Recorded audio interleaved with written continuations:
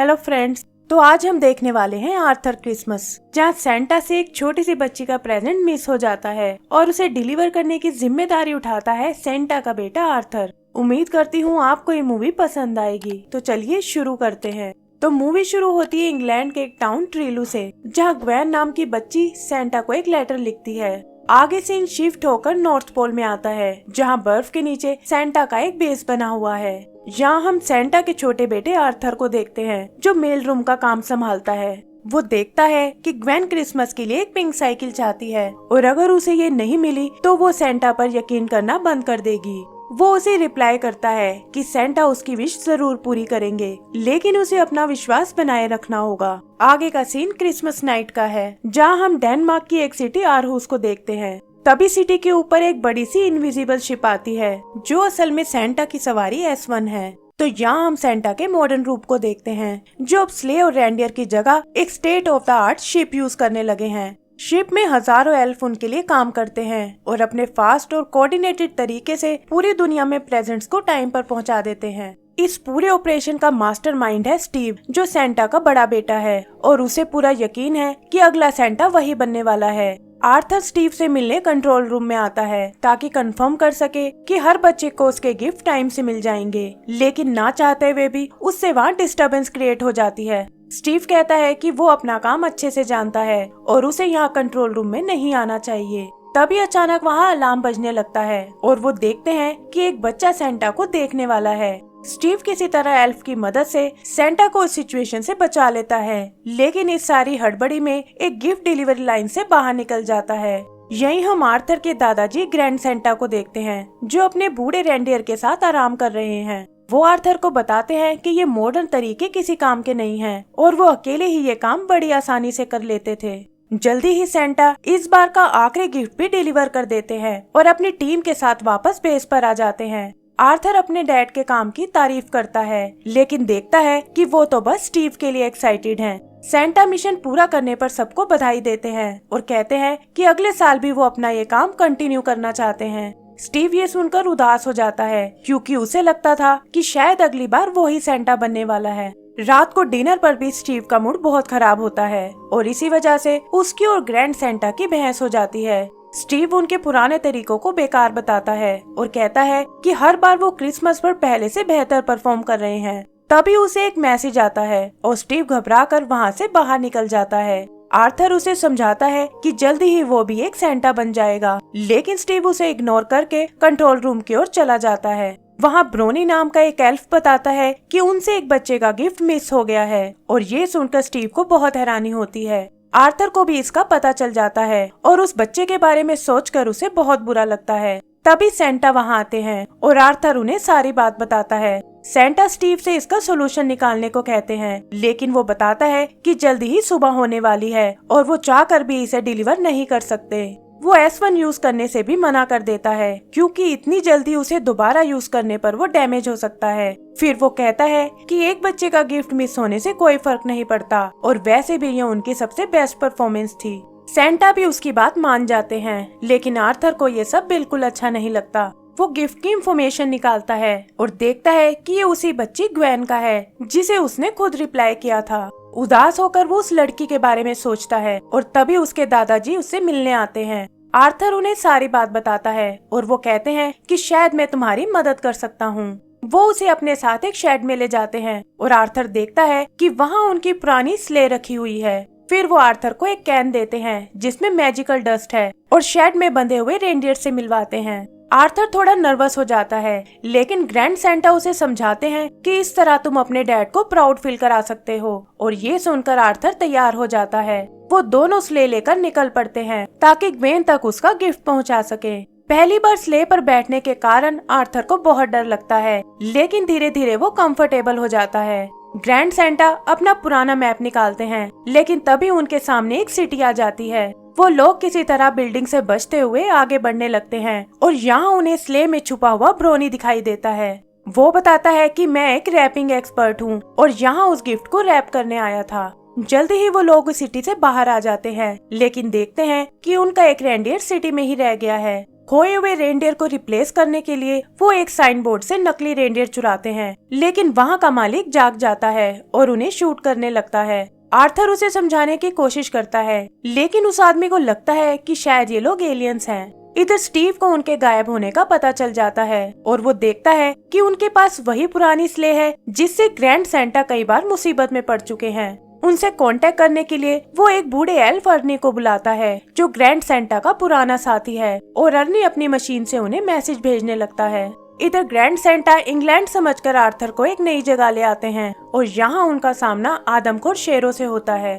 ब्रोनी बताता है कि जीपीएस के हिसाब से वो लोग अफ्रीका में हैं और ये सुनकर वो बहुत डर जाते हैं। आर्थर अपने स्लीपर से हिप्नोटाइज करके शेरों को सुला देता है और वो लोग वापस स्लेह की ओर जाने लगते हैं। तभी उन्हें अर्नी का मैसेज आता है और उसकी आवाज सुनकर शेर जाग जाते हैं। वो लोग किसी तरह उनसे पीछा छुड़ाकर वापस ऊपर आ जाते हैं, लेकिन देखते हैं कि उनके 2 रेनडियर्स नीचे ही रह गए हैं। आर्थर उन पर मैजिक डस्ट डालता है, जिससे उनके साथ साथ बाकी एनिमल्स भी हवा में उड़ने लगते हैं। यहाँ आर्थर को पता चलता है कि ग्रैंड सेंटा को गिफ्ट पहुँचाने में कोई इंटरेस्ट नहीं है और वो तो बस ये प्रूव करने आए हैं कि उनके तरीके स्टीव से बेहतर हैं। फिर वो ब्रूनी का जीपीएस यूज करके फाइनली ट्रीलू पहुँच जाते हैं। आर्थर ग्रैंड सेंटा को गिफ्ट डिलीवर करने को कहता है, लेकिन देखता है कि वो इसमें बिल्कुल इंटरेस्टेड नहीं है। वो और ब्रोनी अकेले ही ग्वेन के घर जाते हैं, लेकिन देखते हैं कि वहाँ पहले ही एक गिफ्ट रखा हुआ है। आर्थर समझ जाता है कि वो लोग कलर सिटी में आ गए हैं और वो वापस स्लेह की ओर जाने लगते हैं। तभी पुलिस और मिलिट्री उनके पीछे पड़ जाती है और वो देखते हैं कि लोग उन्हें एलियन समझ रहे हैं। आर्थर कहता है कि उन्हें जल्दी से यहाँ से निकलना होगा और वो किसी तरह बचते हुए वहाँ से निकल जाते हैं। इधर स्टीव भी ये न्यूज देखता है और उसे लगता है कि इस तरह उनका सारा राज खुल जाएगा। वो ब्रोनी के फोन पर कॉल करता है और कहता है कि तुम्हें जल्दी से वापस बेस में आ जाना चाहिए। आर्थर उसे गिफ्ट डिलीवर करने में अपनी मदद करने को कहता है और एल्फ भी स्टीव से उसका साथ देने को कहते हैं। स्टीव को लगता है कि इससे आर्थर सेंटा की नजरों में हीरो बन जाएगा और वो उन्हें तुरंत वापस आने को कहता है। आर्थर को लगता है कि सेंटा भी ग्वेन को गिफ्ट ना मिलने से परेशान है और वो उनसे बात करने को कहता है, लेकिन स्टीव बताता है कि वो इस वक्त आराम से सो रहे हैं। तभी अचानक उनकी स्लेह का बैलेंस बिगड़ जाता है और वो तीनों क्यूबा के एक आइलैंड पर गिर जाते हैं। आर्थर अपनी फैमिली से बहुत निराश होता है और उसे लगता है कि अब वो ग्वेन तक गिफ्ट नहीं पहुंचा पाएगा। ग्रैंड सेंटा उसे समझाने की कोशिश करते हैं, लेकिन आर्थर उन्हें ग्वेन का लिखा लेटर दिखाता है और कहता है कि आज एक छोटे से बच्चे का दिल टूट जाएगा। उधर सारे एल्फ सेंटा से मिलने जाते हैं और पूछते हैं कि क्या ग्वेन को गिफ्ट ना मिलने से उन्हें कोई फर्क नहीं पड़ता। सेंटा के पास इसका कोई जवाब नहीं होता और वो उन्हें स्टीव से बात करने को बोलते हैं। स्टीव भी उन्हें अच्छे से नहीं समझा पाता और ये देखकर एल्फ परेशान हो जाते हैं। तभी सेंटा वहाँ आते हैं और स्टीव से कहते हैं कि ये सब उसी की गलती है। स्टीव गुस्से में वहाँ से चला जाता है और सेंटा भी वहाँ ज्यादा देर नहीं रुकते। वो मेल रूम में आकर आर्थर के लिखे लेटर्स पढ़ने लगते हैं और देखते हैं कि वो बच्चों से कितना प्यार करता है। इधर आर्थर की नजर ग्वेन की ड्राइंग पर पड़ती है और वो समझ जाता है कि डिलीवरी के लिए उसे किसी सेंटा की जरूरत नहीं है, बल्कि वो खुद ही इसे डिलीवर करके ग्वेन का विश्वास बनाए रख सकता है। वो लोग आइलैंड पर पड़ी एक बोट लेकर आगे बढ़ने लगते हैं, लेकिन ब्रोनी बताता है कि इस तरह वो बस सर्कल में घूमते रहेंगे। ये सुनकर ग्रैंड सेंटा को कुछ याद आता है और वो बताते हैं कि उनकी स्लेह भी तेजी से अर्थ की चक्कर लगा रही होगी और जरूर यहाँ से दोबारा गुजरने वाली है। आर्थर खुद पर मैजिकल डस्ट डालकर उसे पकड़ने का प्लान करता है और एक हुक उसमें अटका कर उस पर चढ़ जाता है। फिर वो उस स्लेह को सीधा करके उसे बोट तक ले आता है और वो लोग एक बार फिर उस पर उड़ने लगते हैं। इधर सेंटा ग्वेन को गिफ्ट देने का प्लान करते हैं और उनकी वाइफ मार्गरेट भी उनके साथ चलने को कहती है। स्टीव देखता है कि सेंटा S1 चला रहे हैं और वो वहाँ उन्हें रोकने जाता है। थोड़ी बहस के बाद वो सेंटा की मदद करने को तैयार हो जाता है और वो तीनों शिप लेकर निकल जाते हैं। एल्फ्स को लगता है कि शायद वो ये जगह छोड़कर भाग गए हैं और वो लोग बेस को मेल्टडाउन में डाल देते हैं। ग्रैंड सेंटा स्लेह को लेकर स्पेस में जाते हैं ताकि वो इंग्लैंड का सही रास्ता देख सके और फिर तेजी से उस तरफ निकल पड़ते हैं। यहीं हम अनफिट एजेंसी की हेड सिल्वा को देखते हैं और उसे लगता है कि ये स्लेह शायद एक UFO है।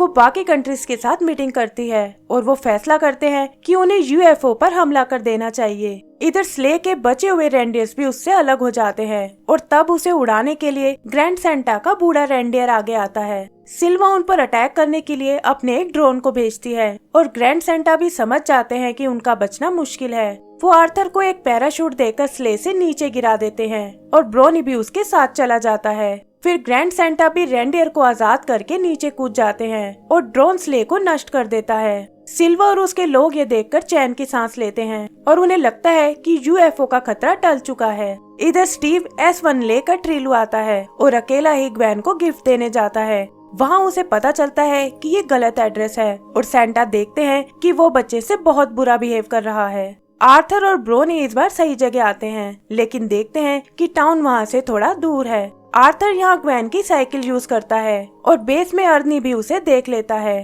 वो बाकी एल्फ्स को भी ये बताता है और खुश होकर वो लोग बेस का मेल्टडाउन बंद कर देते हैं। स्टीव वापस शिप में आता है और सेंटा से कहता है कि आप मुझे गलत एड्रेस पर ले आए हो। तभी एक एल्फ उन्हें बताता है कि आर्थर गिफ्ट डिलीवर करने वाला है और ये देखकर स्टीव सोच में पड़ जाता है। इधर ब्रोनी चलते चलते साइकिल को रैप करने लगता है और जल्दी ही वो ग्वेन के घर तक पहुंच जाते हैं। तभी सुबह हो जाती है और आर्थर को लगता है कि वो लेट हो चुका है। ग्वेन की आंख भी खुल जाती है, लेकिन तभी S1 के आने से वहाँ फिर अंधेरा हो जाता है। आर्थर घर के अंदर जाता है और हम देखते हैं कि स्टीव, सेंटा और ग्रैंड सेंटा भी उसी तरफ आ रहे हैं। आर्थर ग्वेन के रूम में रिबन लगाता है और तभी उसकी नजर अपने डैड पर पड़ती है। वो उनसे मिलकर बहुत खुश होता है और वो गिफ्ट उन्हें डिलीवर करने को कहता है। तभी वहाँ स्टीव और ग्रैंड सेंटा भी आ जाते हैं और तीनों सेंटा गिफ्ट डिलीवर करने के लिए लड़ने लगते हैं। आर्थर उनसे गिफ्ट वापस ले लेता है और कहता है कि ग्वेन बस सेंटा से अपना गिफ्ट चाहती है। सेंटा कुछ सोचकर वो गिफ्ट आर्थर को डिलीवर करने को कहते हैं और वो देखते हैं कि ग्वेन अपना गिफ्ट पाकर बहुत खुश है।